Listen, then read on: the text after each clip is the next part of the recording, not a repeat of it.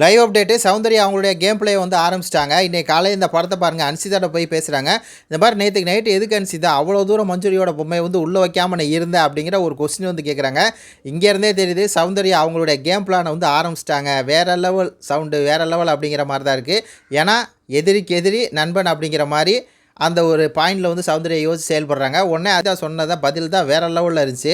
இந்த மாதிரி மஞ்சரி ஒய்காலில் வந்து சொன்னால் நீங்கள் எல்லாம் ஒன்றுமே பண்ணலை அப்படின்னு சொல்லி எங்கள் நம்மளை சொன்னால் இதை பண்ணணும் அப்படிங்கிறது காட்டுறதுக்கு தான் அவளுடைய பொம்மையை நான் எடுத்தேன். என்னோடய பிளானே அவளோட பொம்மையை எடுத்து அவளை வந்து கதற விடணும் அப்படிங்கிறதுனால தான் அவளை வந்து கதற விட்டேன்.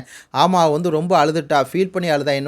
அதாவது நான் உள்ளே போகக்கூடாது அப்படிங்கிறனால அன்சிதா இவ்வளோ தூரம் வந்து என்னை வந்து அட்டாக் பண்ணுறாளே, தாக்குறாளே அப்படின்னு சொல்லி இந்த மாதிரி மஞ்சுரி அழுதுருப்பாங்க. அப்போயும் திருப்பி அன்சிதா என்ன சொல்லுதுன்னா, ஆமாம், நான் எங்களை வந்தோடனே நீங்கள் ஒரு கேம் விளாட்ல அப்படின்னு சொல்லி சொன்னீங்களே, உன்னையவே கதற விட்டு அந்த கேம் நாங்கள் விளையாடணும் அப்படின்னு சொல்கிறது தான் என்னோட கேமு அப்படின்னு சொல்லி அன்சிதா வேறு லெவலில் வந்து சொல்லுது. அன்சிதாவுக்கு நம்ம சப்போர்ட் பண்ணுவாங்க. அன்சிதா பியூராக கேம் விளாட்றா.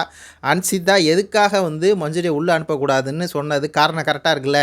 நீங்கள் வந்து ஒயில் கார்டில் வர்ற, நாங்கள் எதுவுமே பண்ணலைங்கிற, நான் வந்து இதை பண்ணணும், அதாவது உன்னையவே கதற விட்டோம், அப்படி கதற விட்டு கேம் விளாண்டோம் அப்படிங்கிறது தான் வந்து அன்சிதா சொல்கிறது. சௌந்தர்யா வந்து கேமை வந்து ப்ளே பண்ண ஆரம்பிச்சிட்டாங்க. இந்த இடத்துல சவுண்டு வந்து இந்த கேமே அடுத்த கட்டத்துக்கு கொண்டு போவாங்க அப்படிங்கிற மாதிரி இருக்கும். உங்கள் கருத்துக்களை சொல்லுங்கள். நன்றி, வணக்கம்.